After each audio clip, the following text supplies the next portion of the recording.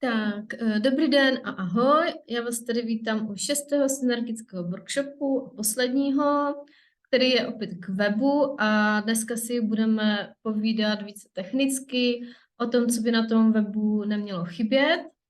A to z hlediska bezpečnosti, rychlosti, tady si to ať to hnedka vidíte, responsivity, o hostingu si budeme povídat.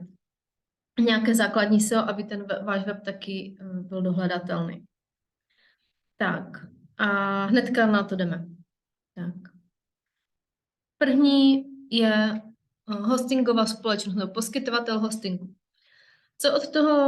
Co vy od nich potřebujete, tak je to hosting, doména a e-mail, doménový e-mail. Tyhle 3 věci chcete, aby vám ten hosting poskytl. A jdeme hnedka na doménu.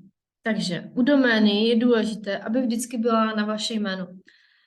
U toho jsem dala vykřičník. Pokud vám web bude stavět webmaster nebo nějaká webová společnost, tak už se to sice neděje, teď už moc ne, ale občas se s tím ještě setkám. Ověřte si vždycky, že ta doména bude registrována na vaše jméno a nebude registrována na toho webmastera nebo tu webovou společnost. Stalo se to nezřídka, že potom, když chtěl třeba ten klient ukončit spolupráci, tak zjistil, že doména není na jeho jméno a oni po něm mohli chtít potom nemalou částku za to, aby tu doménu převedli na něho. Tak na to bacha. Je to taková nekalá praktika, ale bohužel někdo ji ještě využívá. Tak, když se řekne doména, tak určitě jste se už setkali s takovýma názvama jako doména 1. řádu, 2. řádu, 3. řádu. Tak jenom v rychlosti, abyste věděli, o čem vlastně je řeč. Takže 1. řádu je vlastně ta koncovka na konci, to znamená CZ, EU, com, jo, a další. 2. řád, to už je ta doména jako taková, neboli ten název. Třeba Synergika nebo Marika Králová.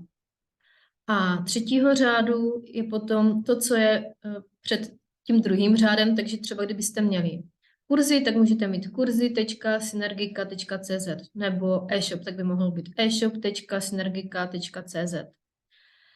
Ještě k té doméně. Vlastně ta doména, abyste věděli, je vlastně to jméno, když si to představujete jako dům, kde bydlíte, tak ta doména je ta adresa, ta vaše adresa toho bytu domu. Jo? Teďka, začátkem roku 2023 bylo registrováno 146 milionů domén com, řádu com, 1. řádu com a 1,48 milionů domén CZ. To už je jako fakt velké číslo a ty weby narůstají, každý den vznikají nové a nové weby. Tak jenom ať vidíte, kolik lidí prostě opravdu má své webové prezentace firem a všeho. Tak. Důležitá věc, každá vlastně ta doména toho 1. řádu má nějakého svého registrátora domén. My se budeme bavit o CZ, protože vlastně nejčastěji používáme CZ, takže registrátor českých domén je nic.cz a zde si můžete ověřit, zde je doména volná, to se zadává bez protokolu, bez toho HTTPS nebo HTTP, a nebo také zjistit, kdo vlastně je vlastníkem té domény. Hnedka si to ukážeme i názorně. A také v případě převodu, pokud budete mít doménu třeba u nějaké hostingové společnosti a budete už chtít převést k jiné hostingové společnosti nebo na jiného majitele, tak to CZ nic vám pošle heslo na e-mail, který je u nich registrován a pomocí toho hesla můžete tu doménu převést, jinak to není možné. Takhle vlastně oni chrání ty vlastníky. A pokud, to je vlastně tady ten problém, co jsem říkala, že pokud by to třeba nebylo na vaše jméno, tak vy to nikam nepřevedete, protože to heslo by dostala ta webová společnost a ne vy.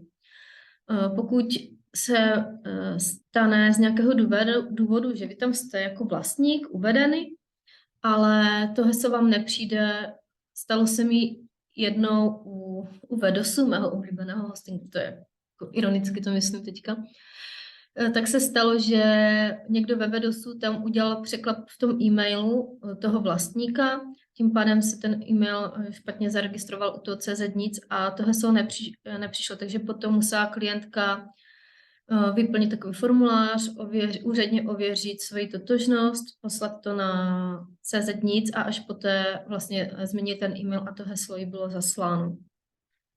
Tak a teď tady je teda to CZ nic, takhle to vypadá a tady je vyhledávání v tom registru, jo? Tak já tam dám třeba tu synergiku. Takhle to zadáváte, jo? Nezadáváte tam ten protokol předtím. A tady už vidíte, já vidím, že držitel je OneBit Hosting. Držitel je ten, u koho byla původně ta doména zaregistrovaná. Nemusí u něho teďka být, ale původně se ta doména zaregistrovala u OneBit Hostingu, který už nyní neexistuje a koupil ho WebGlow. Proto je určený registrátor je WebGlow, ale ten držitel jsem pořád já, jo, Veny, takže doména je moje.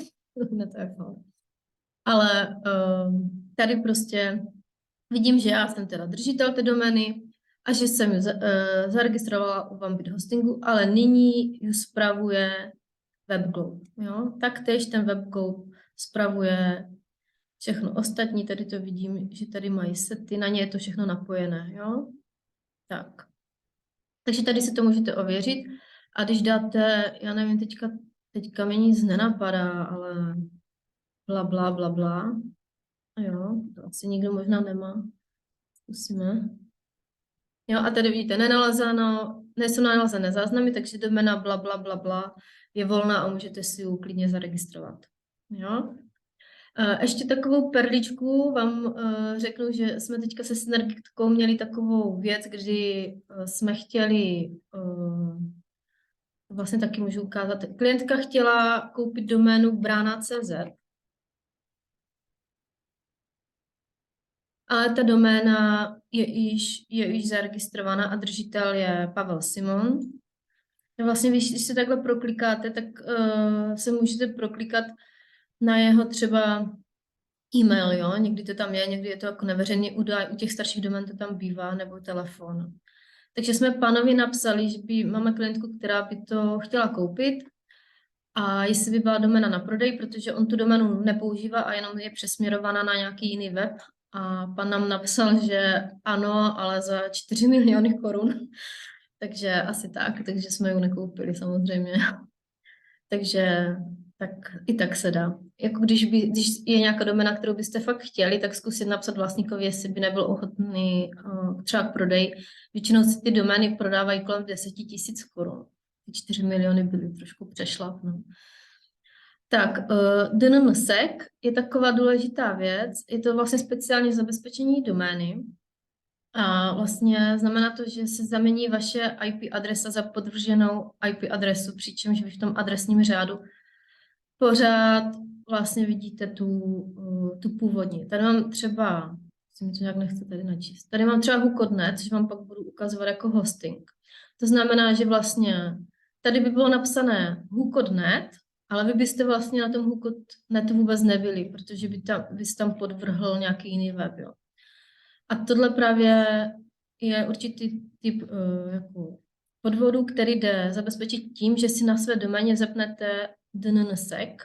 Já myslím, že on to tady píše i ten CZ nic. Já se ještě vrátím, zkusím to.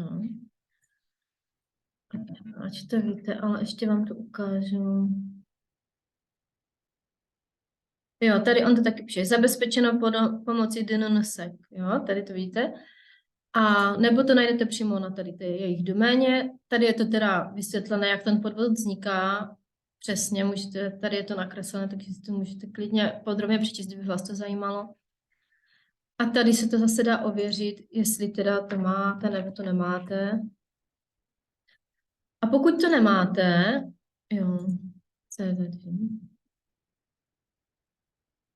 pokud to nemáte, tak napište na svůj hosting, že byste to chtěli zapnout a oni vám buď to zapnou, anebo vám napíšou, jak si to u nich zapnete. Myslím, že už to mají snad všechny hostingy v Čechách a je to dobrá věc opravdu to mít zapnuté. Vyvarujete se pak jednomu možnému způsobu nějakého útoku. Tak, jdeme na hosting. Co vy chcete od toho hostingu? Od hostingu chcete, aby byl rychlý, bezpečný, aby vám dělali pravidelné zálohy webu, protože když se něco stane s tím webem, tak ho můžete z těch záloh obnovit. A je dobré vždycky mít ty zálohy na více místech. Vy si taky, to si pak budeme říkat, že je dobré, abyste si dělali svoje zálohy, ale i ty zálohy na tom hostingu je dobré mít. A taky, co je důležité, tady tohle, aby měl ten hosting kvalitní podporu, aby s váma ta podpora komunikovala, aby byla přítomná pokud možno 24/7. Aby když se je na něco zeptáte, aby vám neposlali, hele, najdeš to tady a nějaký návod, odkaz na návod a ten návod by byl 5 roků starý a už vlastně neaktuální. Tohle prostě nechcete. Chcete opravdu kvalitní, dobrý hosting. Já nechci nikoho doporučovat nebo nedoporučovat, ale hodně, jako vždycky se mě na to klienti ptají. Takže pokud stavím weby, tak malé weby dávám na Hookot, což je dobrý kvalitní hosting. Větší weby dávám na VP hosting a potom mám ještě weby na tom WebGlobu, který vlastně koupil Vambit a taky jsou dobří a nemám s nimi jako zatím žádné problémy. To asi půl roku, co to odkoupili a zatím fakt klepu dobrý. Jo. Tak a co je to ten hosting? Takže řekli jsme si, že pokud máte dům nebo byt, tak doména je ta adresa a hosting je ten prostor, vlastně, v kterém ten byt máte. Jo? A je to vlastně kus sdíleného serveru, který máte pro svůj web. A teď záleží, jak kvalitní ten hosting máte, jak velký vlastně ten váš byt je. Máte dvojpokojový, třípokojový, čtyřpokojový, jo? A takhle to funguje i s tím hostingem. Máte větší web, náročnější web, máte tam třeba malý e-shop, máte tam členské sekce, potřebujete lepší, kvalitnější hosting s lepšími parametry. Tak se potom rozhodujete. Tak a o těch parametrech si hnedka řekneme. Jo, dobrý. Tak, co vás teda určitě u toho hostingu zajímá, aby měl? Já tady zavřu už ty věci, které nebudu potřebovat. Tak, PHP je programovací jazyk pro vytváření nějakých aplikací. Je to vlastně programovací jazyk WordPressu, bez toho by ten WordPress nejel. A vy potřebujete, aby ten váš hosting měl minimálně PHP 7.4, ale také 8 a nově teďka 8.1.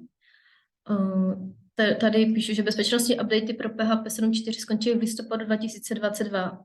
To funguje tak, že ti vývojáři vždycky to PHP 2 roky vyvíjejí a pak 2 roky mu dělají bezpečnostní updaty a pak přecházejí už na další zase vyšší verzi. Každá ta další vyšší verze je o něco více bezpečnější, je o něco rychlejší, přizpůsobuje se nějakým novým trendům, které vznikají v tom IT světě, takže to PHP opravdu byste měli cca jednou za 2 až 3 roky upgradeovat. Dělá se to tak, že upgradeujete to na svém hostingu v administraci. Je to docela jednoduchá věc na většině hostingu, že to jenom přehodíte. Vždycky předtím taky udělat zálohu webu, o tom si ještě řekneme. A tady vám ukážu teda na tom Hookotu.net, tak tady mají různé ty služby, které poskytují domény, web hosting, virtuální servery a nás by zajímal tady WordPress hosting. A tady mají nějaké 4 verze těch hostingů a my se podíváme. A každý ten hosting, většina, nebo ne každý, ale většina hostingových společností by měla mít tady detailní přehled k těm tarifům, abyste věděli, co vám vlastně poskytují, co vy vlastně chcete. Jo? Tak, tady si to zobrazíme.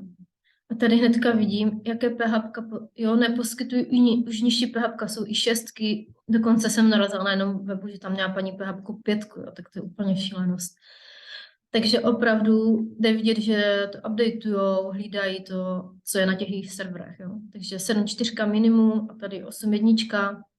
Nemám vyzkoušenou z Divi 8.1, ale 8 z Divi běží dobře. Jo. A pokud si u Hookotu nainstalujete WordPress, tak myslím, že automaticky vám dávají 7.4. A tady vidíte, že všechny ty verze, pro všechny verze toho hostingu je to dostupné. Ještě bych se vám chtěla ukázat vlastně, kde si to ověříte, když už ten web máte, kde si ověříte, jakou tu verzi toho PHP máte. Tak buď to zjistíte v tom hostingu, v té administraci, ale zjistíte to taky na webu. A to tady. Tak, nástroje, tady je zdraví webu. Čekáme. Tady jsou informace. Tak. A tady je server. Tady bychom to měli někde najít. Tak, tady vidíte. Verze PHP je 8.0, jo? Takže Synergika už je na 8, už se to přehodila, ale mám hodně webů, které mám ještě na 7.4 a budu je přehazovat třeba během půl roku. Jo? Tak tady to, přesně tady to vidíte. Tak, memory limit je další věc, která by vás měla zajímat, a to je vlastně nějaký výkonnostní parametr pro ten server. Je to vlastně množství paměti, který může daný proces použít na daném serveru. Tak taková jako důležitá věc. A protože Divi je docela jako komplexní builder, tak a šablona v jednom, tak by ten memory limit neměl být méně než 128. Zase se tady podíváme, kde to mají. Tady memory limit, jo. A vidíte, že i ten nejméně jak kdyby kvalitní jejich hosting má těch 128. Pak mají 256, což je taky, což je super. 512, dokonce 1 giga, super, jo. A doba skriptu, max execution time, tady by to měl mít zase věc, kterou byste se měli jenom podívat, jakou má, protože našla jsem i hosting, kde třeba měli 60, tady třeba 90, jo.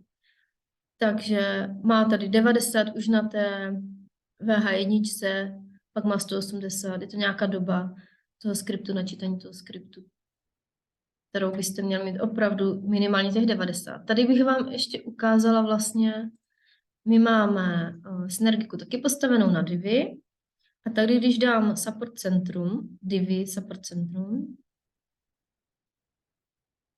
tak tady vidíte, on jako píše systém status, to vám to píše to Divi, tak tady mi píše, že se mu jako nelíbí, že má vlastně ten max execution time jenom 90, že by bylo radši, kdyby jich bylo 120.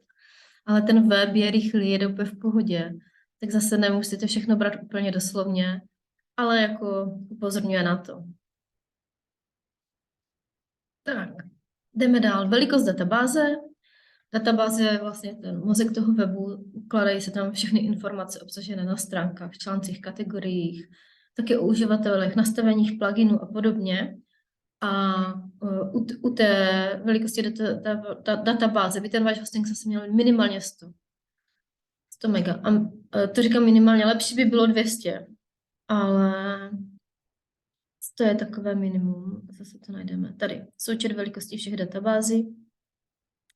Proč tady píše součet velikostí všech databází? Píše proto, že vy můžete mít na tom hostingu doménu a subdoménu, což je subdoména, vlastně je ta doména toho 3. řádu. Kdyby se tam měli třeba nějaký web, který by byl, já nevím, Marika by měla Marika Králíková a pak by měla e-shop Marika Králíková, jo? Takže by tam měla kdyby 2 weby, tudíž by tam měla 2 databáze, takže proto tady píšou součet všech velikostí databází.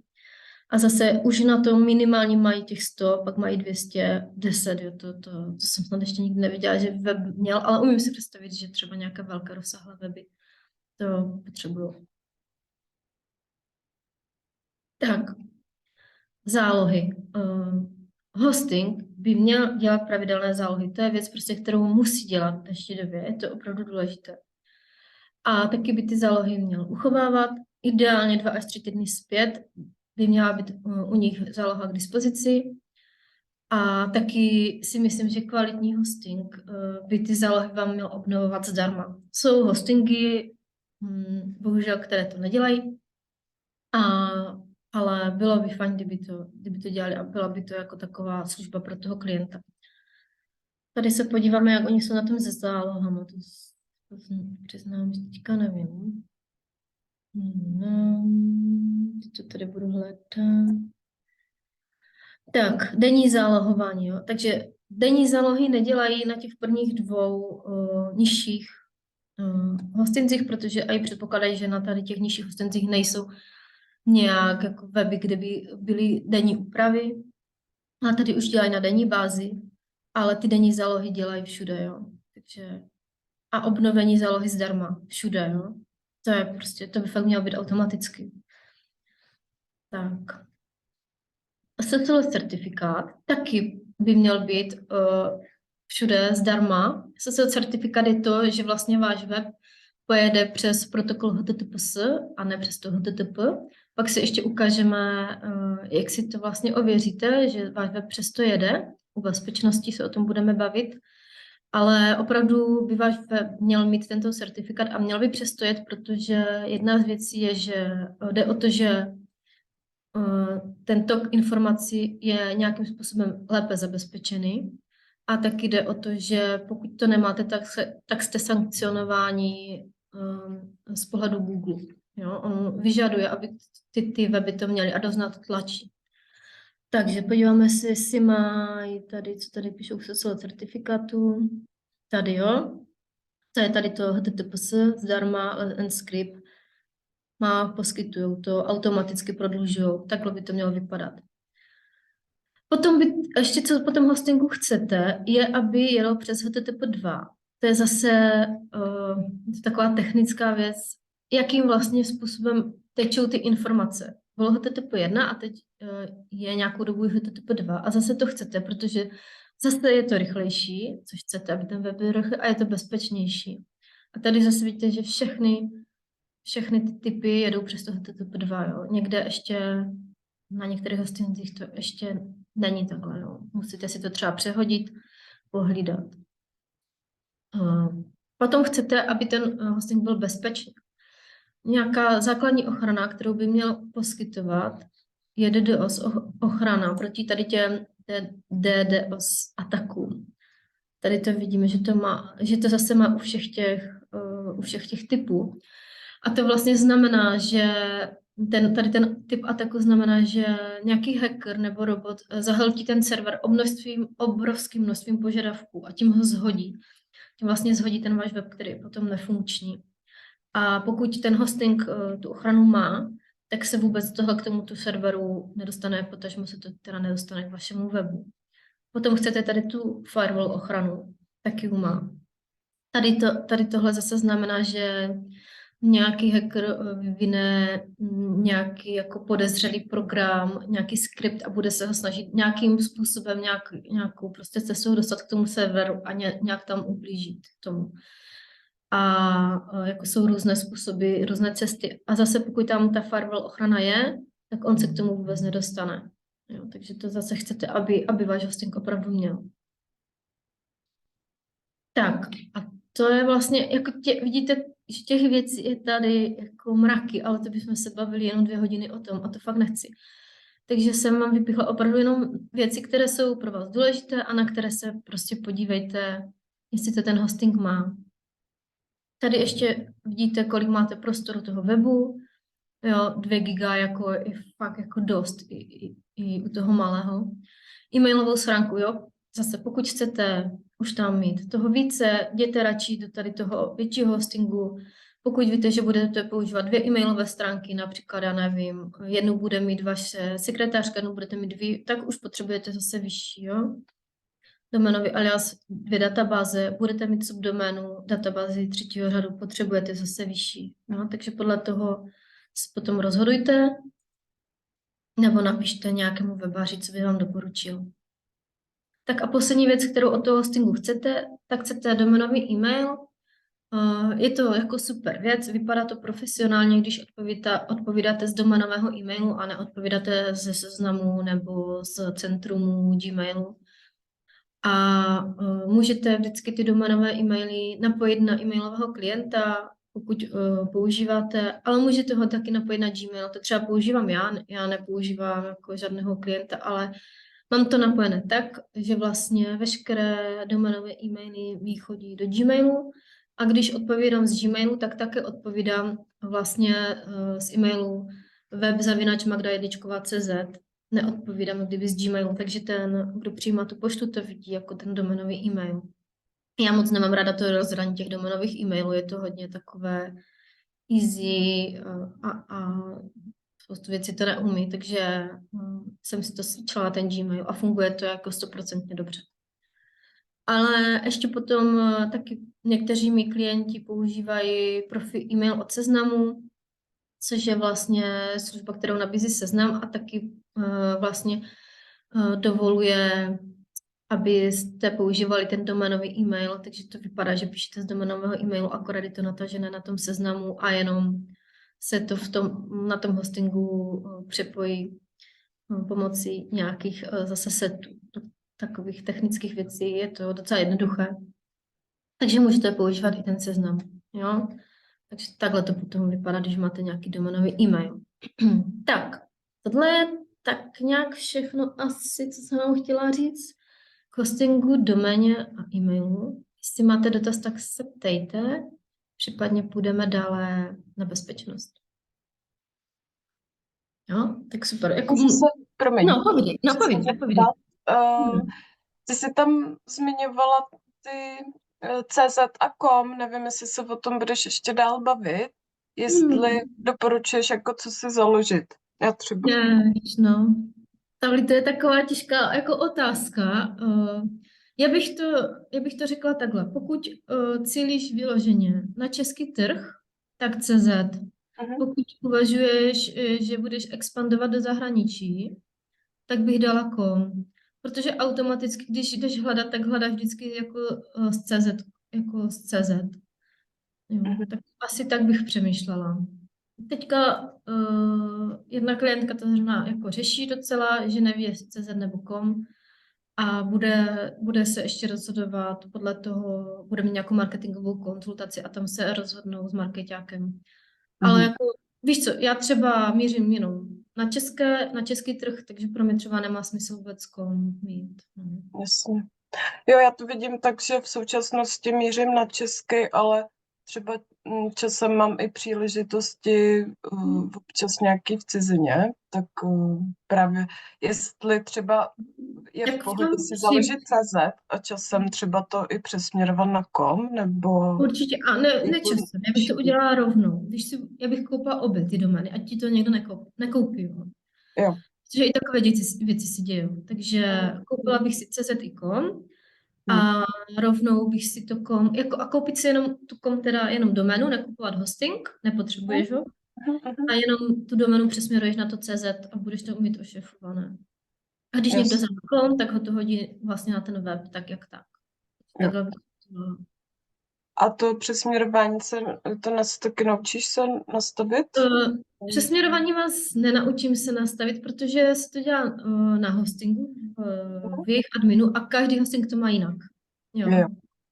Takže to je to zase jednoduché, pokud bys zvolila třeba ten VP hosting, pokud si říkáš, že ten web nebude úplně malinký, bude tam třeba nějaký více fotek a tak. VP hosting. Jo, dobrý, fakt dobrý hosting, mají dobré ty, my říkáme, železa, jako ty servery, jo, jako obnovují to, jsou fakt dobří, mám je ráda.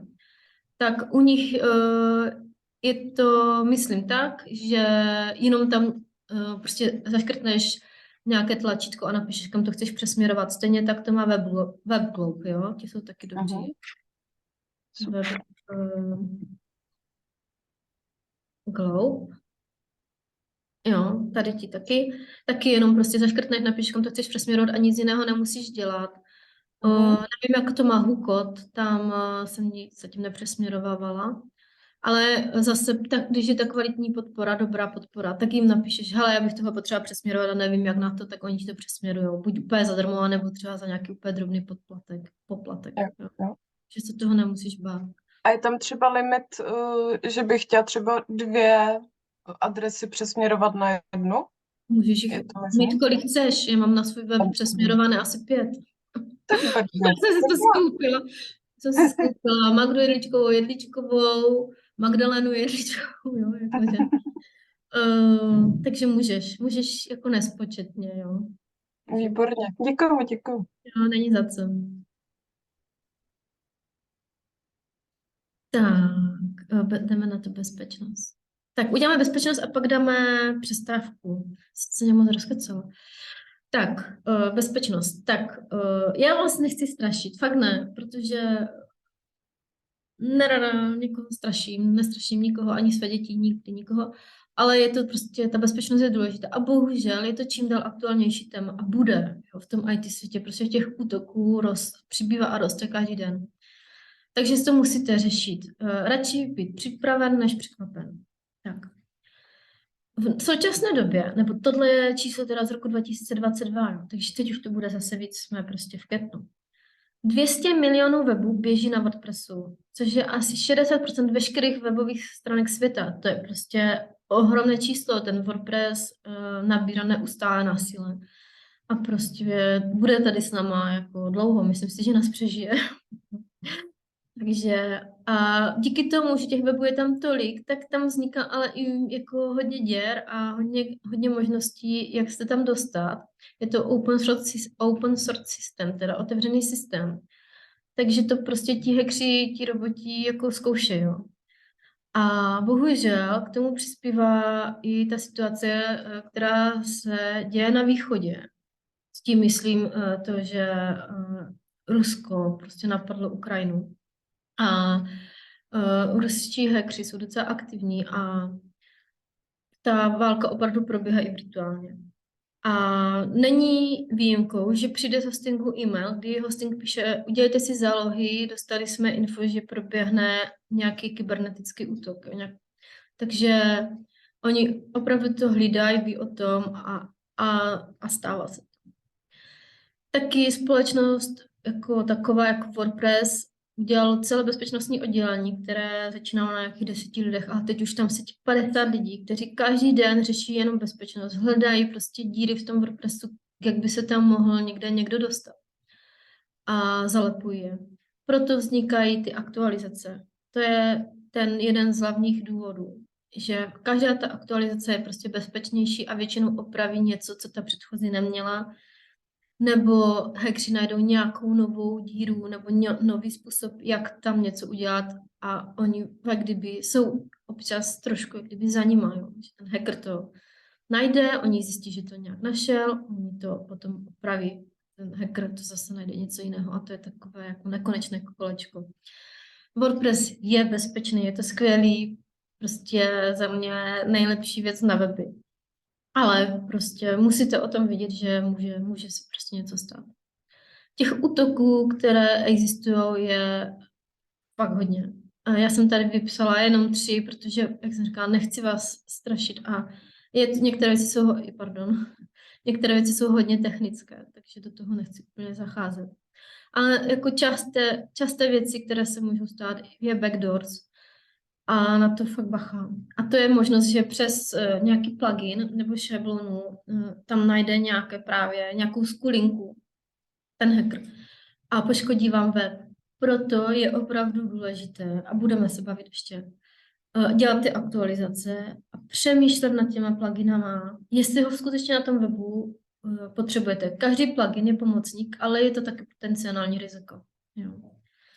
A tohle bývá častá věc, proč lidem někdo hackne web. DDoS ochrana, to už jsme si říkali, vlastně u toho hostingu je to vlastně zahlcení serveru velkým množstvím požadavků a ten pak není schopen prostě fungovat a je to nedostupné. Takže když hosting, tak který má prostě tady tuhle ochranu.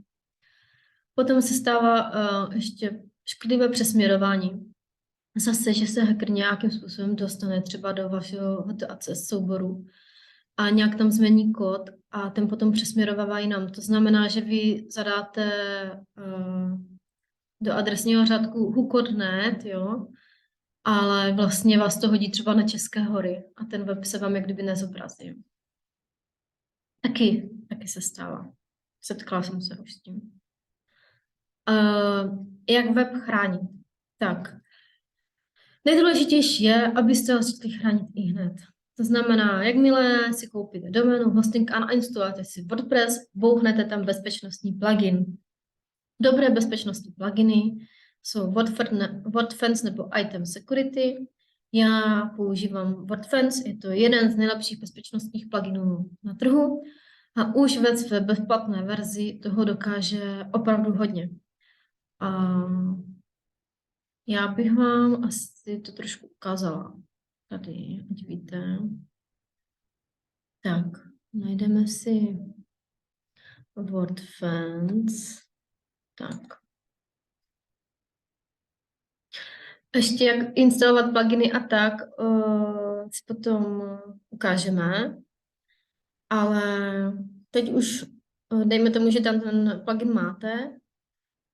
A už vlastně to, jak je ten WordFence nastavený na tom začátku, tak je dobře nastavený a jenom málo věcí stačí třeba, abyste tam ještě změnili, aby vám pracoval ještě lépe. Ale už když jenom si ho tam nastavíte, tak už jako děláte hodně pro ten web.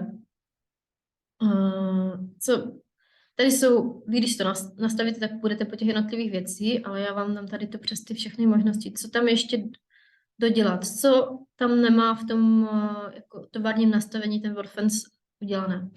Zaškrtněte si tady skryt verzi WordPressu, protože když si někdo zobrazí zase, oni to zkoušejí fakt opravdu různými způsoby si třeba na ten web dostat. A když ten hacker uvidí, jakou máte verzi WordPressu, tak mu to zase pomůže, protože bude vědět, že v nějaké verzi byla třeba nějaká díra, před kterou by se tam mohl jako dostat. Takže mu vůbec neukazovat, jo. To umí ten WordFence udělat.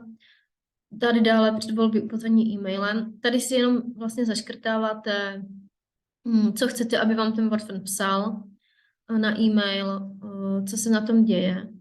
Já si tady dávám, když je opravdu vysoká nějaká závažnost toho webu, protože ty weby, které zpravuju, jsou v pořádku, nechci, aby mi psal jenom nějaké blbosti.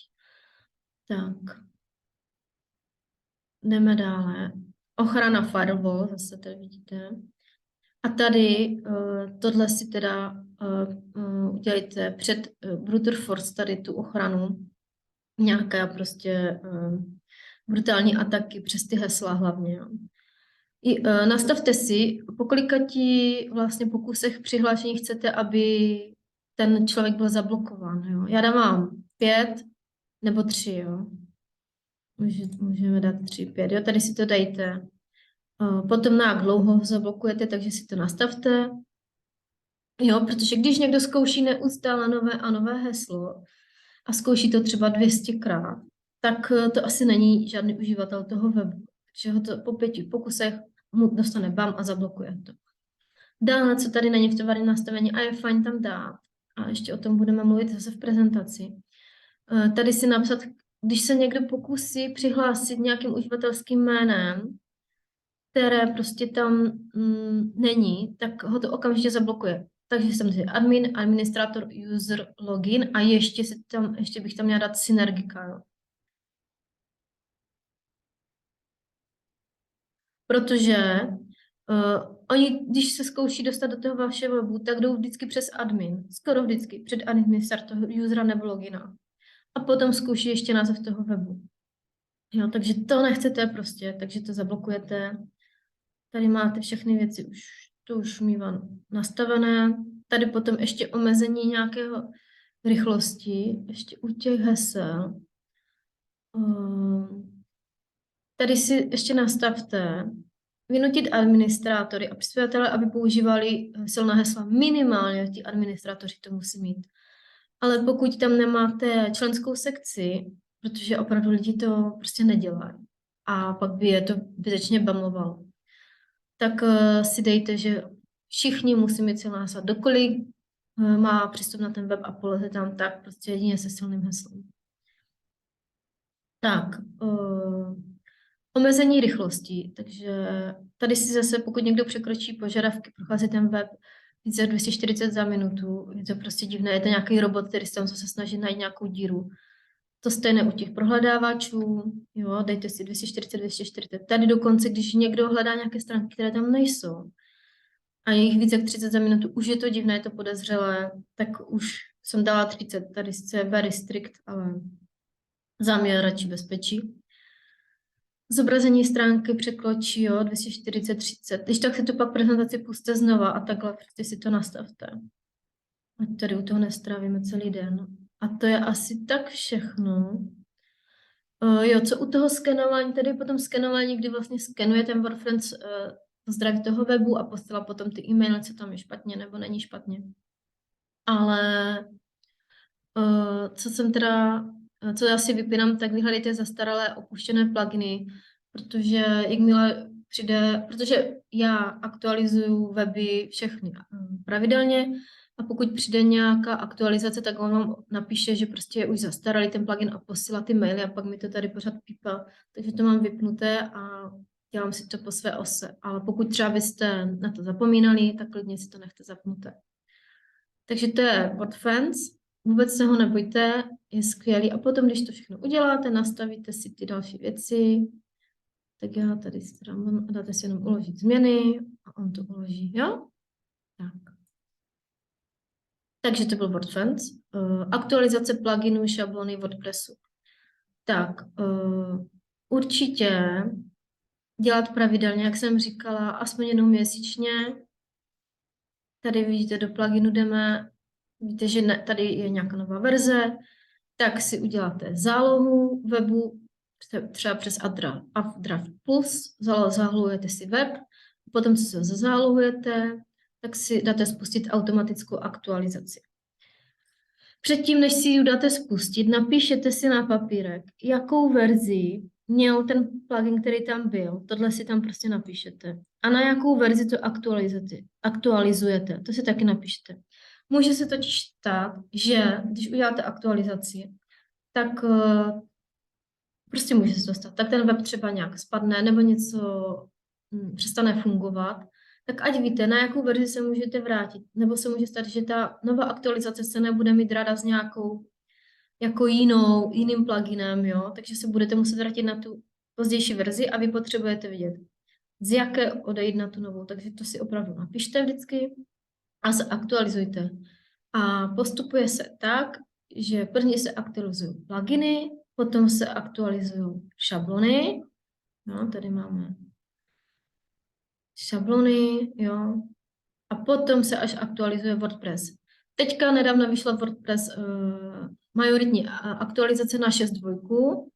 Ty já nikdy nedávám, počkám, až je první minoritní, to znamená 6.2.1, 6.2.1.2, 6.2.1.3. Tak až zaktualizuju WordPress, až bude první minoritní po tady té veliké aktualizaci. Zase může se stát, že by to s něčím nebylo kompatibilní a mohlo by to nějak zlobit, jo? Takže radši u těch velkých aktualizací počkat u WordPressu, jinak to můžete tam valit. Tak, jo, odstranit nepoužívané šablony, deaktivované pluginy. Zase, pokud tam máte nějakou nepoužívanou šablonu, vidíte, že já mám tady jenom čaltku, kterou potřebuju pro kódy a divy a nemám tady žádnou další šablonu. A kdybyste je tam měli a nebyly by ty šablony aktuální, tak zase tím, že tam máte tu šablonu, tak se vám tam může někdo dostat do toho webu nějakým způsobem, o kterém jako vy vůbec nevíte, že by mohl existovat. To stejné u pluginů, když máte pluginy a budete tam mít nějaký deaktivovaný plugin, kdybych teďka něco deaktivovala, což nechci, a nesmažete ho, tak se vám tam může někdo přesto dostat. Takže to, co nepoužíváte, dejte prostě pryč, vůbec co tam nechcete. Tak a teďka ještě tady mám pluginy, jak vybírat. O těch už jsme si říkali, že na začátku, že tam dávejte opravdu jenom ty, které potřebujete, neduplikujte je a přemýšlejte nad tím, prostě jestli ten plugin skutečně potřebujete. A pluginy se instalují tak, že si tady napíšete, co hledáte za plugin, jaký potřebujete. A teď jdeme tomu, že já bych potřebovala, že bych si tam chtěla dát klasický editor. No, instalovat ho nebudu. A dejme tomu, že bych potřebovala. Takže se podívám. Tady tohle je pro vás. Tohle je teďka pro vás důležité. Podívejte se, jestli ten plugin je kompatibilní s tou vámi používanou verzi WordPressu. Pokud není, zase tam může být nějaké riziko, že spolu nebudou spolupracovat a může se tam na tom webu pak něco pokazit. Jo? Musíte se podívat, jestli ten člověk, který ten plugin vymyslel, tady je autor, jsou vyloženě WordPress Contribution, jestli dělá aktualizace a jak často je dělá, jo, vidíte tady před měsícem, před 4 týdny, pokud tam bude před 2 lety, tak už bych jako měla zdvižený palec a podívala bych se po jiném pluginu. Potom je důležité, jak to hodnotí lidi ten plugin. Tady vidíte, že má 5 hvězdiček, takže pravděpodobně ten plugin je opravdu dobrý, nejsou s ním žádné problémy, nedělá problémy na WordPressu, je kompatibilní s ostatními věcmi a tak. A taky je důležité aktivní instalace. Kolik lidí se ho nainstalovalo? Tady víte, že to má víc jak 5 milionů lidí. Takže když to má 5 milionů na různých webech a jede jim to, tak je to v pohodě. Pokud najdete plugin, který bude mít aktivní instalace, já nevím, 20 a tady bude mít sice 5 hvězdiček, ale hodnocení bude 1, tak zase bych mu úplně nevěřila. Jo? Radši plugin, který už je otestovaný, kde víte, že už ho dělají lidi další dobu a že opravdu to aktualizují, pracují s tím, jo? Tak takhle se na ty pluginy dívat. Tak, potom, co ještě můžete pro bezpečnost udělat, je, že když vy se přihlašujete do webu, tak se automaticky přihlašujete přes VP admin. Jo, a můžete tu stránku skrýt a začít se přihlašovat přes nějakou jinou stránku. Jo. A to můžete udělat pomocí pluginu VPS Hide Login. Tady ho máme, myslím tady pro vás připravený. Tak, jo. Tady tenhle. A on vám udělá to, že ta přihlašovací stránka nebude to VP admin, ale bude jiná. Můžeme si to teda, kolik máme času? Jo, tak pojďme, tak rychle si to zkusíme. Tak můžeme to udělat na Synergiku. Já jsem ho tam na co nedávala, že vám to ukážu. Takže jdu do pluginu, instalace pluginu. Tady si ho najdu. Ne, já nechci download. Tak, ale tady mi vyjel.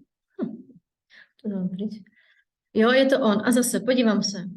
Ano, je kompatibilní s mojí verzi WordPressu. Vidím, že prostě dělají aktualizace. Vidím, že ho má více jak 1 milion lidí a že s ním je 100% spokojeno. To pro mě znamená, že ten plugin je prostě bezpečný a je dobrý. Předtím, než si nainstalujete jakýkoliv nový plugin, uděláte si zálohu webu. To já teďka dělat nebudu, protože jsem ji udělala předtím a nějakou dobu to trvá, než ta záloha se udělá.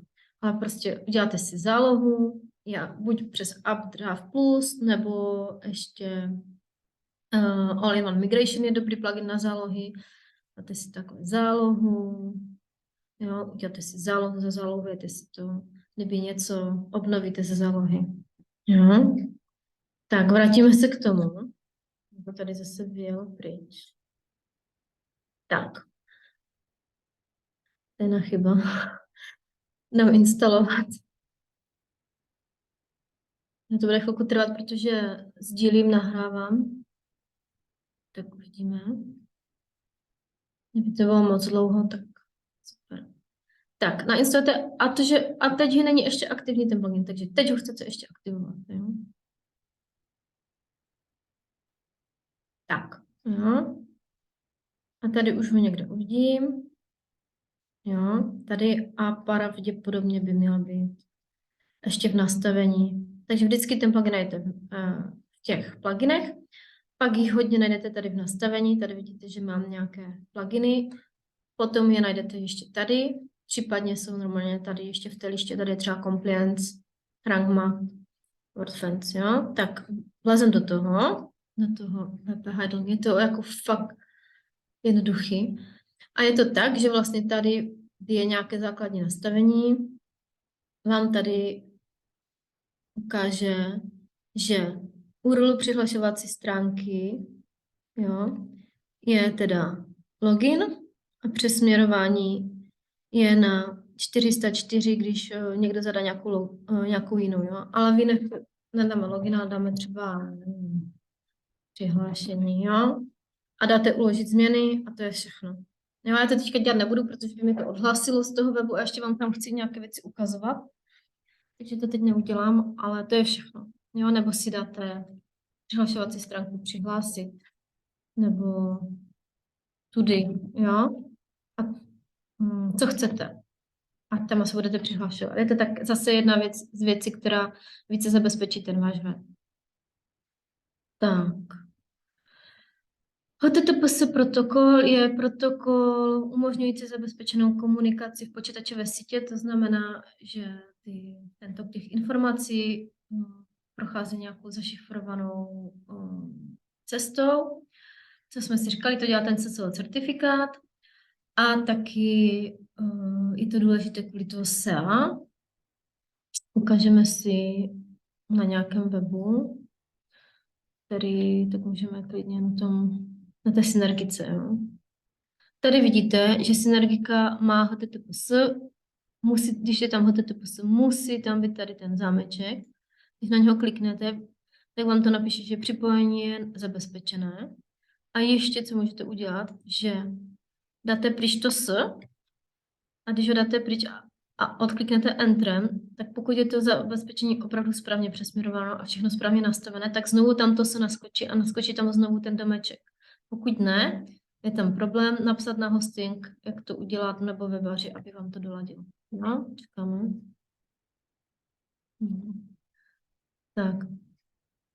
Tady to vidíte, jo? Teď mi to vyhodilo, protože jsem dala ten plugin, to je jedno. Tak. Ale vidíte to, že ten domeček tam znovu naskočil a to je pro vás to důležité. A znovu, když to udělám, tak tam znovu vidím toho HTTPS, jo? Tak. A důležitá věc, dělejte pravidelné zálohy, což jsme si taky ukazovali. Můžete je teda dělat přes ten Updraft Plus, ale taky plugin All-in Migration, který taky dělá zálohy a je fajn, když ty zálohy si nenechávejte je na tom webu, ale ty zálohy si posílejte například na Google Disk a taky je fajn jednou za čas si ty zálohy poslat k sobě do notebooku nebo do počítače, prostě je mít offline. Protože pokud si ty zálohy děláte na webu a ten web vám spadne, tak vy se k ním prostě nedostanete. Pokud to spadne úplně, tak nedostanete se do administrace, tak si tu zálohu z toho webu neobnovíte. Takže vy ji potřebujete mít prostě externě někde. A nejlepší je opravdu to mít na tom Google disku, anebo je fajn to mít občas i u sebe, protože i se může stát třeba něco s Google diskem, tak jednou za čas si to udělejte prostě někde k sobě. Ještě tady teda to, co jsme říkali o těch uživatelích, jak jsem vám říkala, že si tam máte nastavit, aby tam nemohl žádný administrátor, login a user, taky ten název domény, tak tady jsem vám jenom chtěla ukázat, co ten WordFriend posílá. Jo. Tady vidíte, že mi WordFriend z jednoho webu poslal, že na webu Chaloupka u potoka se někdo pokusil 5krát přihlásit pod administrativním jménem Chaloupka u potoka. To je přesně to, co jsem říkala, jo? On to zkusí, jestli náhodou tam nemám tady to přihlašovací jméno. Po 5 pokusech WordFriend zablokoval. Jo? A tady vidíte, že ten, kdo se zkoušel přihlásit, tak se zkoušel přihlásit někde z Kambodži. To určitě nebyl žádný můj kamarád, který by na tom webu měl co dělat. Jo? Prostě nějaký hacker to zkoušel. A je to web, prostě, který poskytuje ubytování tady v Jeseníkách. A tak si ho nějakým způsobem prostě někdo v Kambodži vyhlídl a zrovna si řekl, že to tam něco prostě udělá. No. Takže opravdu ta bezpečnost je důležitá. Silná hesla, o tom jsme se bavili, že nastavit zase na WordFencu. Důležité u těch hesel je, aby ty hesla byly unikátní, abyste je neopakovali na více webech a více aplikacích, ale abyste měli pro vlastně ten web unikátní heslo.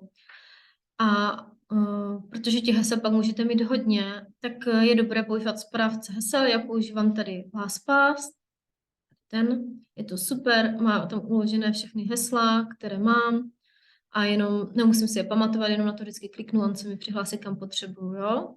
Takže tohle je super věc. A tady jsem vám WordPress ukazoval minulý rok takovou tabulku, kde, jo, tady ještě neposílejte heslo a přihlasovací jméno stejnou cestou, jo, tak jako je to už jako nemusíte to dělat, ale já to třeba dělám, že když někomu posílám nějaké heslo, tak posílám třeba přihlašovací jméno přes Messengera a to heslo pošlu e-mailem, ať to prostě není stejnou cestou. A tady vidíte, jak hackerovi, jak dlouho mu trvá, než prolomí vaše heslo na web. Jo. Takže pokud tam máte jenom 4 nějaké znaky, tak okamžitě prostě, jo, to je šílené, on prostě nemá s tím problém. To dělají roboti, jo, to není, že on vyzkoušel 1, 2, 3, 4, 4, 3, 5, 6, to ne, to jede prostě to v mikrosekundách, jo, takže on se tam dostane hned, jo, 5 znaků, 6 znaků, klidně si to pak stopněte tu prezentaci a podívejte se na to, jo. Proto tam musíte mít prostě čísla, musíte tam mít i čísla, teda písmena, musíte tam mít velké písmena, malé písmena a musíte tam nějaké znaky v nějakých úplně spletí různých znaků, protože potom se vám tam nedostane. Jo, ale tohle je opravdu pohlídat. Tak, no a když už se bohužel něco stane a někde vám opravdu ten web napadne, tak co potom dělat? Takže pokud je napadnutý jenom nějak z části, to znamená, že vám jede a dostanete se normálně do adminu, tak udělat sken webu a zjistit, co je na něm špatně. Například to můžete přes ten WordFront naskenovat a případně se obrátit na webmaster, který se zabývá bezpečností webu. Já teda nejsem žádný expert na bezpečnostní webu, to jsou opravdu lidi, kteří řeší jenom tu bezpečnost. Třeba nějaké menší věci dokážu odhalit, ale pokud to je hodně jako sofistikované a schované, tak jsou lidi, kteří se tomu věnují. A můžou vám ten web ještě zachránit a potom teda obnovit web ze zálohy, nenapadené zálohy a zase fíčíte, jo. Zase tady píšu zase znovu, to říkám, dělejte si ty zálohy a dávajte si i taky na to zelené úložiště, ale i offline. Tak, to je k bezpečnosti. Tak, jestli máte dotaz, tak se klidně ptejte, že toho bylo hodně. Bylo to možná trošku strašidelné, ale už je za náma. Tak jo, tak teďka my jsme si dali 5, 7, 10, dejme 10 minut. Odskočíme si na záchod, dáme si rychlou pauzičku, 10 minut a budeme pokračovat rychlosti webu, jo? Tak jo, tak zatím.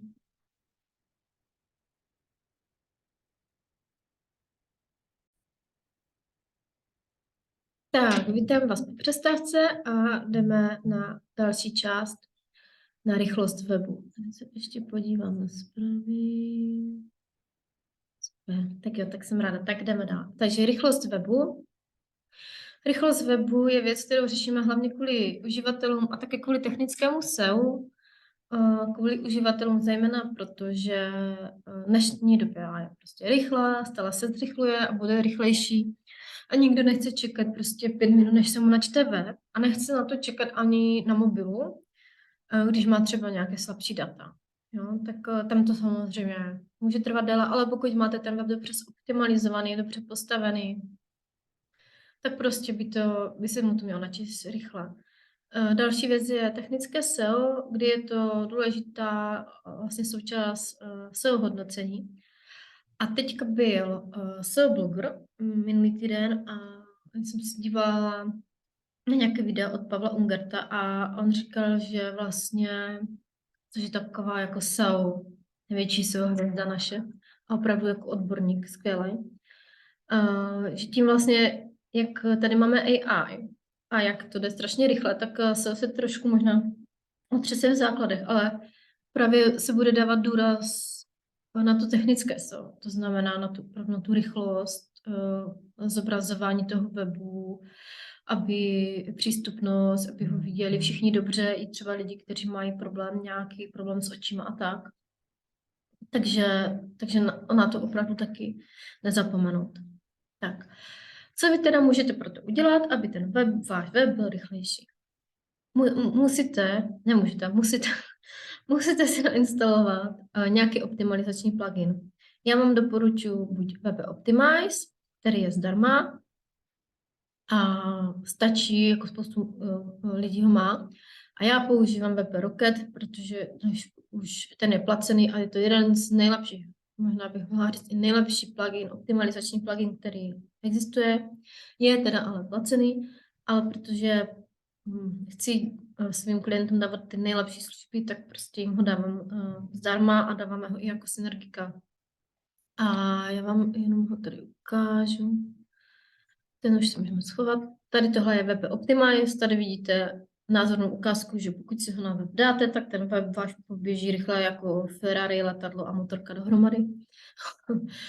A tady to je WP Rocket, jo? Ten zase vám ukáže, že ty vaše čísla se prostě, budete v zelených číslech a fakt to poběží ten web, skvěle.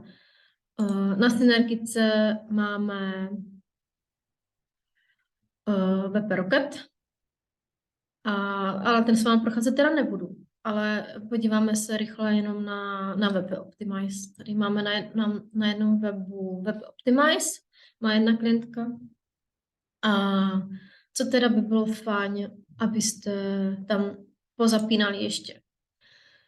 Tak už zase, když ho nainstalujete, to jak instalovat plugin jsme si ukazovali před přestávkou, tak už to, že ho tam budete mít, zase udělá hodně, jo? Než cokoliv donastavíte proti tomu tovarnímu nastavení, super. Na databázi se podíváme až naposledy. Ale podíváme se postupně tak, jak to máme tady. Tak, zapněte si na webu cacheování. Co to ten cache je? Určitě už jste o tom slyšeli, mluví se o tom horem dolem, takže to znamená, že ta vaše vlastně stránka, nebo ten váš web se načte na serveru do nějaké jako mezipaměti, do nějaké paměti, bude to tam mít uložený a to vám pak vrátí. To znamená, že když někdo zadá Synergika, tak se to celé načte znova, ale on už to hodí z té mezipaměti, takže už to tam jak kdyby má přednačteno, tím pádem to tam hodí mnohem rychleji. Ten cache, že to jak kdyby přednačte, jo. Nenačítá to znova, ale už to bere. Důležitá věc, na webu mějte vždy jenom jeden cacheovací nástroj, už jsem se setkala s tím, že tam měla paní 2, dokonce 3 cacheovací pluginy, aby to jelo rychleji, ale tím jenom dosahla toho, že se to mezi sebou bylo a jelo to o to pomaleji a dělalo to tam prostě nějaké neplechy na tom webu, jo, takže jde jenom jeden, jo, to je důležité říct. Nepojede vám to rychleji, když budete mít 2. Tak, cache, tady u toho Web Optimize to tak, že tady máte jednotlivé záložky, mezi kterými se proklikáváte a tam jsou jak kdyby jednotlivé ty věci oddělané, abyste věděli. Tak, tady jo, ukládání do té mezipaměti, já vám to tu vyloženě mám napsat. Takže tady to prostě zapnete z 0 na i, jakože to máte zapnete. Když ho budete chtít jednou za čas vyčistit, tak dáte vyčistit mezipaměť. Můžete si ukládat i generovat samostatně pro mobilní zařízení. Bacha ale na to, může to se trošku třeba někomu na tom mobilu rozbít, takže to pak chce třeba nějakou testovat. Můžete zkusit, jo. Tak, tady jsou ještě nějaké další věci, pokročiletější, když chcete třeba něco z toho vyloučit, jo, ale to už doporučuji, abyste věděli, co tam píšete, jo. Co ještě je fajn, si mít povolenou tu gzip kompresi. Zase to ten web malinko zrychlí a to je, jak kdyby, no když máte nějaký zip, když děláte zip, když třeba posíláte někde někomu nějaký velký soubor, máme tady fotografku, tak když posíláš hodně fotek, tak je třeba zabalíš prostě do zipu, protože tak se to pošle líp. A to stejné se udělá, jak kdyby s tím webem na pozici toho serveru, že se to zabalí a tím pádem se to pošle rychleji, než kdyby se to posílalo po jednotlivých malinkých částech. To udělá ten zip a je fajn ho mít teda zapnutý. A potom tady máme minifikaci, myslím, že jsem vám tady taky napsala, jo. Zapněte si minifikaci a zip kompresi. Tak. Taky ji povolit. Minifikace znamená, že když je napsaný kód toho webu, tak on z toho kódu odstraní ta minifikace veškeré mezery, čárky a nějaké symboly, které tam vlastně nejsou potřeba a jsou tam jenom proto, aby se to lépe kdyby četlo, ale ten server, ten robot to nepotřebuje mít oddělané, jo? Takže on to oddělí a tím pádem zase dosáhne toho, že se to rychleji načte. Vrátím se k té databázi. Co je taky důležité, o ten web se starat, jo? Když máte svůj obchod, jakože obchod, fyzický obchod, máte pekárnu, prodáváte tam chleba, tak ten obchod taky pravidelně uklízíte. Prostě každý den ráno vytřete, zametete, setřete prach a to se neděláte doma, ve svém domě. Uklízíte pravidelně. To musíte udělat i na tom webu a to je uklid té databáze, ať se vám tam nehromadí věci, které tam vlastně nepotřebujete. A to uděláte tady. Než to uděláte si zálohu. Jo? Zase, kdyby cokoliv, obnovíte ze zálohy. Jo? Vždycky před takovou věcí, když šaháte třeba do databáze, když instalujete pluginy, to ještě zopakuju, protože je fakt důležité. A když děláte aktualizace, uděláte si předtím zálohu. A tady, kdybych to chtěla teď udělat, tak to tady zapnu, jo, a spustím optimalizaci, což teďka dělat nebudu, protože to trvá nějakou dobu a nechci teďka dělat, nemám udělanou zálohu. A vyčistíte si ty věci. On je fakt dobrý, ten plugin, jo. On vám řekne, co už na tom webu prostě není potřeba. Tady jsou nějaké databázové tabulky, které on už nepotřebuje, jo. Nahradil je nově, nebo prostě odinstaloval nějaký plugin, je to tam zbytečné. Takže spustíte optimalizaci a on vám to pročistí. Staré příspěvky, jo, které už nepotřebuje. Tady teda nic teďka na tom webu nedělo, ale můžete tam mít koncepty, ještě příspěvky, komentáře, pokud máte povolené na webu, tak tam můžou být nějaké, jo. Tady nějaké přechodné možnosti, to je třeba nějaké přihlašování a takové věci, taky jo, dáte odstranit, spustíte to a on vám to celé pročistí. Takže tohle taky, když půjdete na web, třeba jednou za měsíc, nebo jednou za 2 měsíce, budete si dělat aktualizace, tak u toho udělejte i optimalizaci a pročistěte si tu databázi.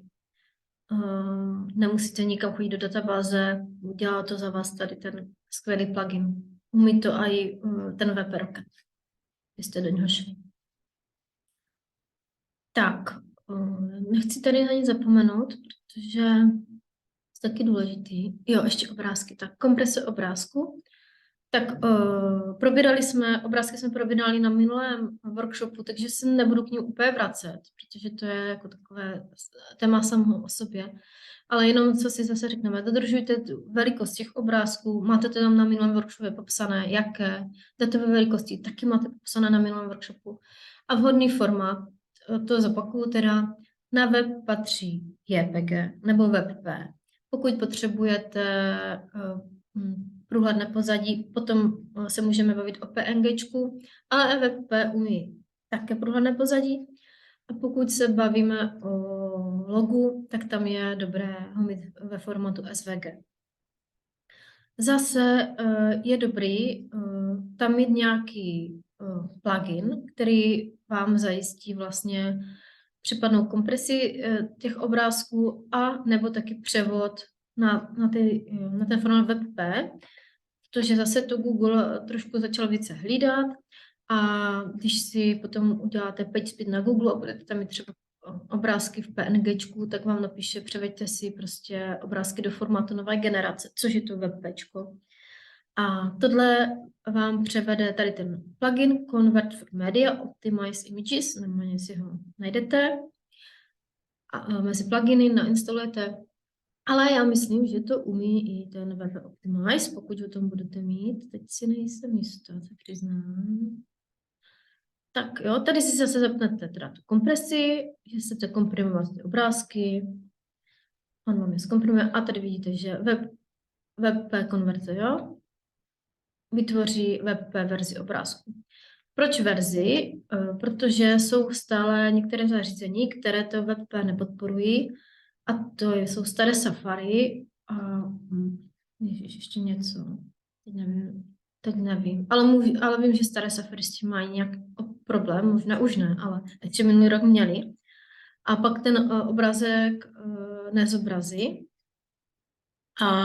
Takže on ho vezme a dá ho ukáže mu ho v té původní verzi. A těm lidem, kterým se zobrazí tím prohlížečem, tam ho zobrazí v tom webpečku. Jo? Tak, fonty, o tom jsme se taky hodně bavili minule, ještě se k tomu nebudu vracet, ale zase jde o to, že ty fonty byste měli s nima šetřit. Mluvila o tom i Veny a mluvila jsem o tom i já, takže maximálně 3 fonty na web, protože si všechny ty fonty vlastně ten web stahuje. Jo? A zase proto je lepší buď je nahrát, to je fajn, přímo i nahrát do toho webu, že se je nastahuje, ale i tak prostě s nima šetřete. Já zkusím, jestli se mi najde prozkoumat. Tak. Co to dělám? Tak nevím, jestli to najde.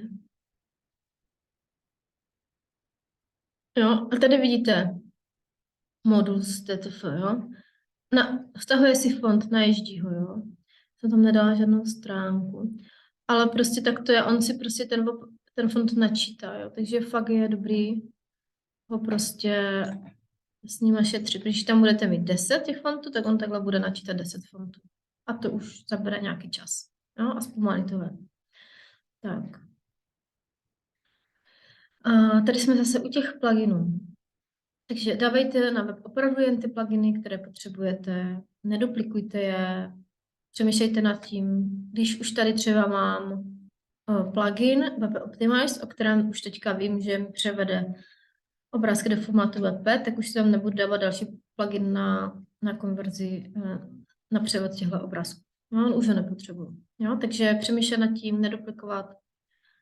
Jak jsme říkali, každý plugin je pomocník a každý je potenciální riziko, a to nejenom z té bezpečnostní stránky, že může mít tam nějakou malou dírečku, přes kterou se někdo dostane, ale i z té druhé stránky, že čím víc těch pluginů na tom webu budete mít, tím víc se může stát, že některý plugin se nebude mít rád s nějakým jiným pluginem a může to udělat nějakou malinkou kolizi, které se dá docela lehce zbavit, ale není to nic příjemného. No. Jako nechcete to. Tak, měření rychlosti. Kde si tu rychlost měříte? Já teď nebudu měřit, protože zase sdílím, nahrávám, takže nechci to teďka dělat, ale dala jsem vám to tady, abyste to viděli. Takže dobrý je opravdu PageSpeed přímo od Google, GTmetrix, zase to měří malinko jinak, anebo Lighthouse, který najdete tady. Prozkoumat. Tady na konci je Lighthouse, jo? Přesto si změříte, tady když analyzovat, tak mi to změří rychlost toho webu, jo? Microsoft. Tak. A když si to takhle změříte, dáte analyzovat, změříte si to, podíváte se na počítači, podíváte se na mobilu a on vám potom, když to máte takhle, nemusíte být 100%, jo. Nikdo to nechce to ani vlastně ten Google, jako je to super, ale není to nutné. Je fajn, když jste v vzájemných číslech, jo, jako to 100% už je, jako fakt se musí nad tím přemýšlet celou dobu, co stavíte ten web a vyvarovat se nějakých jako chyb a tak. Ale pokud tam budete mít nějaké třeba oranžové čísla, tak on vám tam napíše, co se mu nelíbí. A vy s tím můžete pracovat, jo? Třeba vám napíše u toho výkonu. Převejte si obrázky do formátu nové generace. Tak zapnete převod na WebP, nebo vám napíše třeba. Máte špatný formát obrázku, nebo špatnou velikost obrázku, tak ty obrázky zmenšíte, zkomprimujete. U přístupnosti vám může napsat, hele, je to pro lidi, kteří mají nějaký problém se zrakem, je to špatně čitelné, prostě máš tam malé jako rozmezí mezi tím textem a tím pozadím. Chtělo by to jako lepší viditelnost, jo? Tak třeba trošku změníte ten odstín a už vám to zase poskočí. Tady vám může napsat zase třeba u loga, jo? Že to logo je moc velké nebo moc malé. Jo? A u SEA tam, tak tomu se teďka dostaneme. Jo? U SEA tam toho může být taky pár věcí. Tak to je asi k rychlosti. Dělám, jestli jsem ještě něco chtěla říct. Jestli se chcete zase zeptat, tak se zeptejte k rychlosti a jestli ne, tak půjdeme na SEO. Máme půl. Tak jdem na SEO, jo? Tak. Takže to SEO, jo? U toho SEO je důležité zase, abyste na něm uvažovali i při té tvorbě webu a ne až když doděláte web, tak si řekli, ty jo, vlastně ono je nějaký SEO, tak já to tam nějak jako zašudlím, jo. Zkuste nad tím přemýšlet a není to zase tolik věcí, které se musí dodržovat a fakt vám to pak potom pomůže v tom, jak se budete zobrazovat, jak vás najdou lidi a jak vás bude vnímat ten Google jako vyhledávač, který prostě chcete, aby vás vnímal 100% nebo aspoň v zelených číslech. Takže rychlost webu, to už jsme se o tom bavili. Prostě stavím ten web tak, aby byl rychlý, nedávám tam zbytečné věci, nedávám tam velké obrázky, optimalizuju ho, zakešuju ho, jo? Všechny tady ty věci, co jsme si říkali. Důležité obrázky, abyste měli správné pojmenování. Já se k tomu malinko vrátím, k těm obrázkům. Opravdu jsme to probírali hodně dopodrobna ten minulý workshop, ale obrázky musíte pojmenovat. Žádné XY248, jo, neexistuje. Ale jméno obrázku je to, co na tom obrázku vidíme. A potom tam musíte dát alt popisek.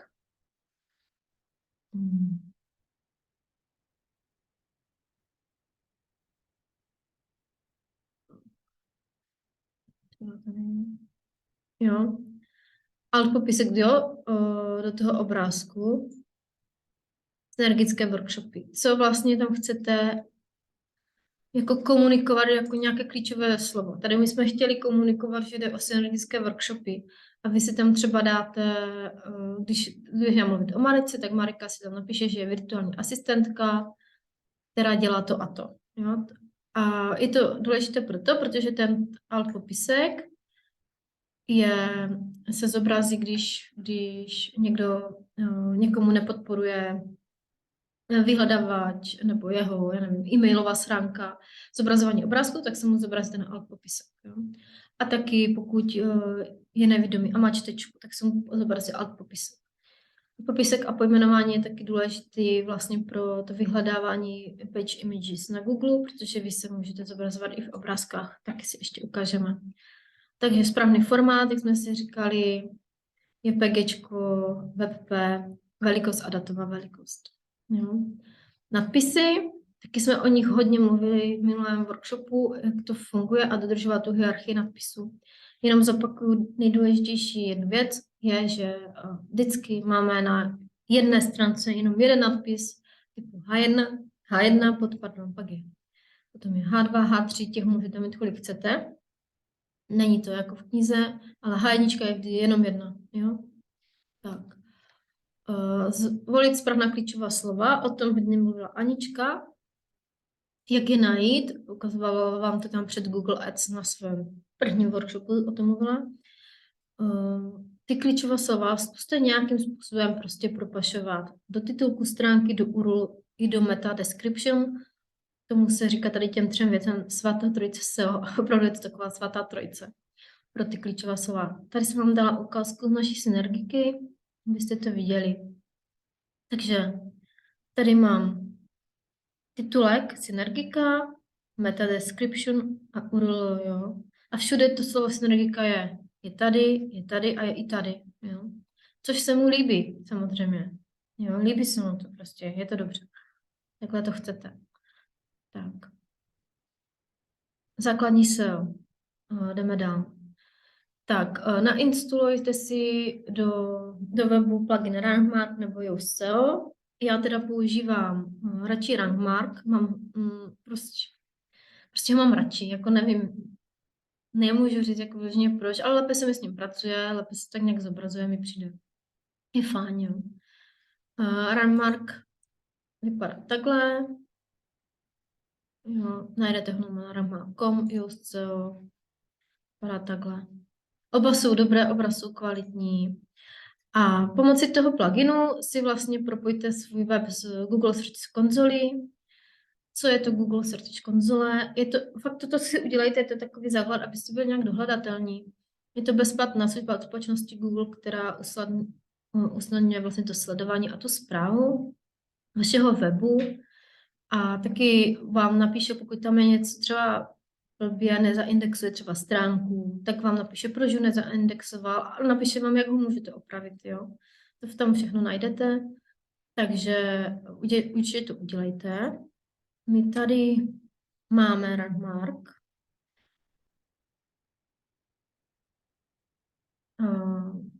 Když si ho nainstalujete, tak budete průvodcem nastavením.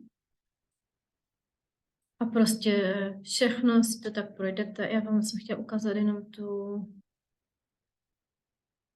Jo, vidíte, vy nemusíte nikam jít, on vám to připojí, jo? Tady vidíte, že to má, že je připojená na Search konzoli stránky https.synergika.cz, jo?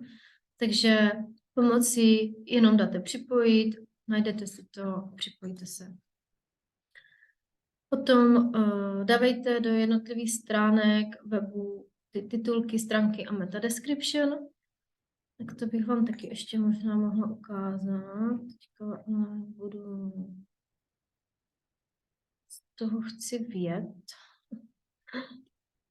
Tak. Já 5 na nástěnku. Okay, tak já se vrátím na nástěnku. Tak. Dáme si nějakou stránku. Třeba kontakt. No, to zrovna není dobře, to je jedno. Tak třeba kontakt.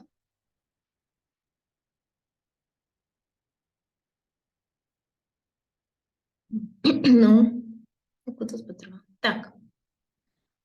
Nechci. Tak a tady. No, ono to chviličku trvá, protože jak to sdílíme to. Takže tady. Tady dole na té stránce, to, jak se tvoří ty stránky, jsme se zase ukazovali minule, tady dole na té stránce je ten landmark, jo? Je to tady tohle, ten grafik. No? Vy ho otevřete a tady zrovna to teda není úplně dobré číslo, ale tady si napíšete to vaše klíčové slovo. Jo? Tak já to mám synergický kontakt, kdybych napsala kontakt. Kontakt. Jo, tak to už se mu líbí víc, jo? Tam bylo předtím, viděli jste nějakých 24 a teď už je oranžový, 65. Málo když se dostanete do nějakých jako úplně zelených čísel, počítejte s tím, že to není český nástroj, takže skloňování hačky čárky, jo. Ale tohle je dobrý. Takže tohle si určitě udělejte, tady si to zadejte. A potom tady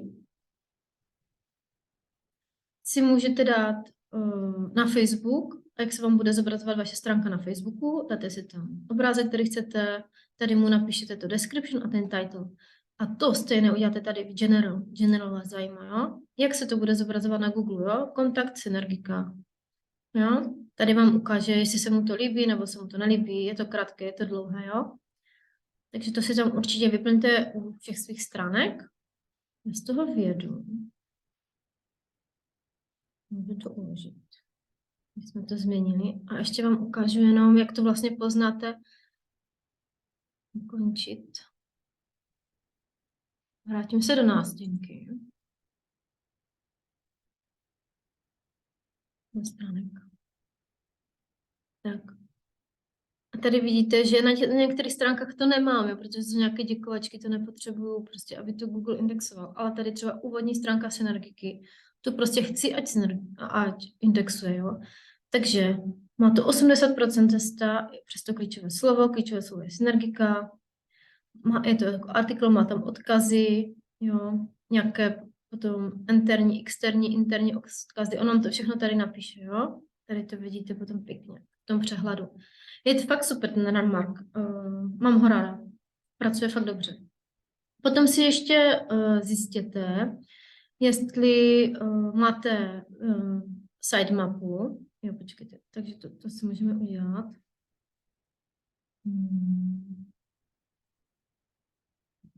Synergika.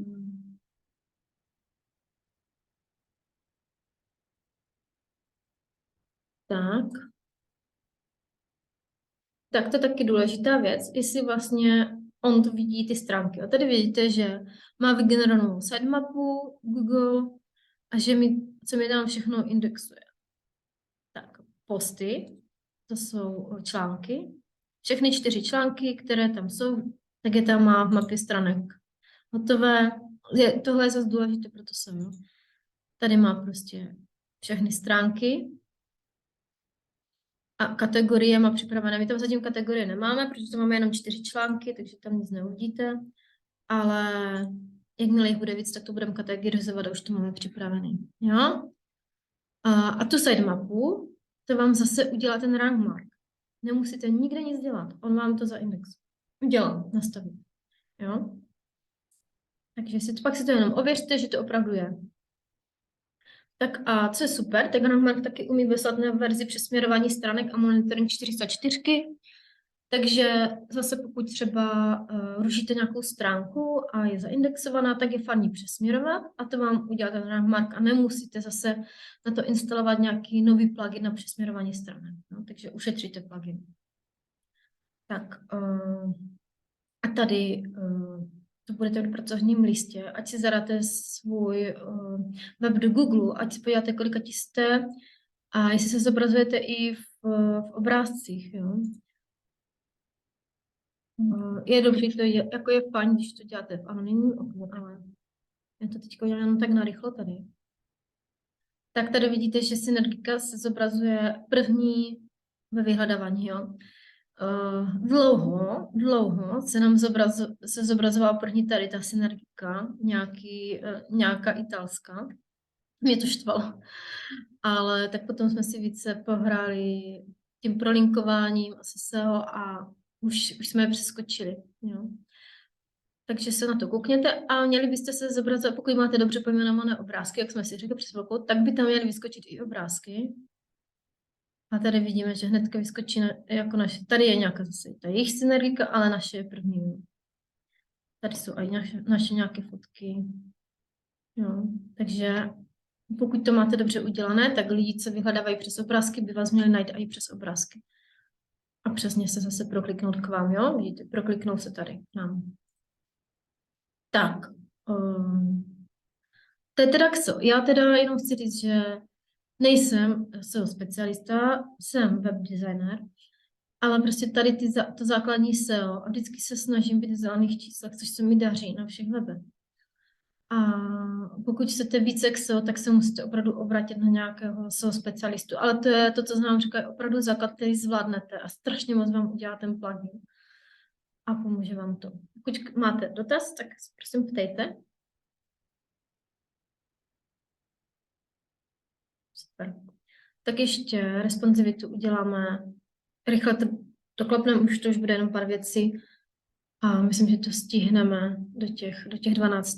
Tak. Takže responsivita opět, jako je to důležitá složka SEO. Weby, které nejsou responsivní, tak jsou bohužel sankcionovány. Stále více na to Google dává jako důraz, protože je to tak, že na konci roku 2022 byla studie, která opravdu odhalila, že až 50% uživatelů chodí na web z mobilního zařízení. Je to teda studie, která byla udělána v Americe, takže u nás to může být, si myslím, že to bude trošku míň, ale jako vede to k tomu. Tady jenom u Divy vám zase ukážu, že budete pracovat s Divy, protože jsme na to nestihli. Takže zase třeba ten kontakt, když jsme ho měli jednou. Minulý workshop už na to nebyl čas, ale je to strašně jednoduché. Tak. Když vlastně vlezete do toho daného prvku, který chcete upravovat, tak jak jsme si to ukazovali minulé, tady do toho modulu, do toho nastavení a do návrhu, tak tady mám nějaký nadpis H1, synergický kontakt. A tady vidím, že má velikost 4M pro mobil. Když to chci udělat pro desktop, teda pro tablet a pro telefon, tak se jenom překliknu. No. A tady už vidíte, že to mám snížené, že už to je jenom 3, protože 4 by bylo velký prostě, jo. Nechci to tak velký, chci to menší. A tady, a takhle to uděláte pro mobil, si to zase můžete dát ještě menší. Jak si to pak duplikovat, jsme se ukazovali minule, že to nemusíte dělat u všech furt dokola. Jak si ukládat, duplikovat věci, víte? Tak. To stejné můžete udělat s fotkou, jo? Zase jdete do návrhu, tady třeba změna velikosti, jo? Teď mi to tam nechce naskočit. Jo, už. Jo, můžete si měnit ty procenta, jo? Tady mám 80, protože mi to přišlo veliký, ale tady už to mám automaticky, nechala jsem tak, jo? Vypadá to dobře, jo?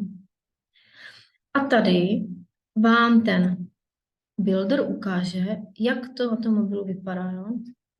Vypadá to docela dobře, jo? Takže to tak můžete nechat. Ukáže vám, jak to vypadá Na tabletu, jo, zase.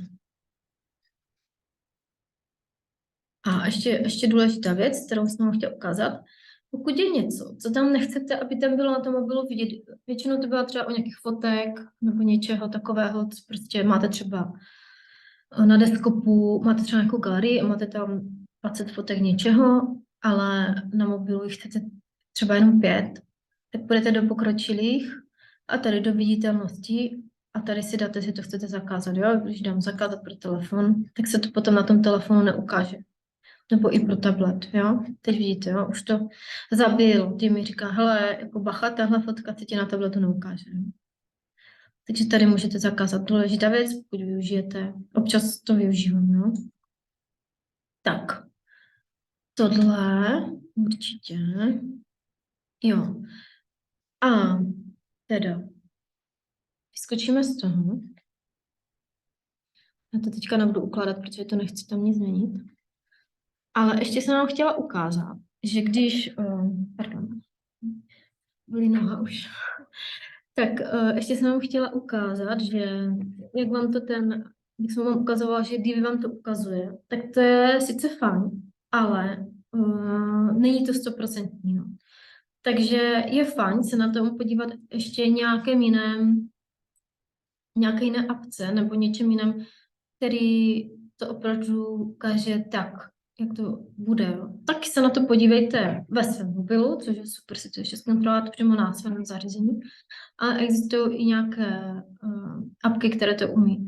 Takže já používám Emmet Review, což je dodatek do Chromu a v pracovních listech máte na něho přímo odkaz, anebo Responsively, což je taková apka, kterou si stáhnete do počítače a tyhle věci vám dokáží to ukázat na různých zařízeních.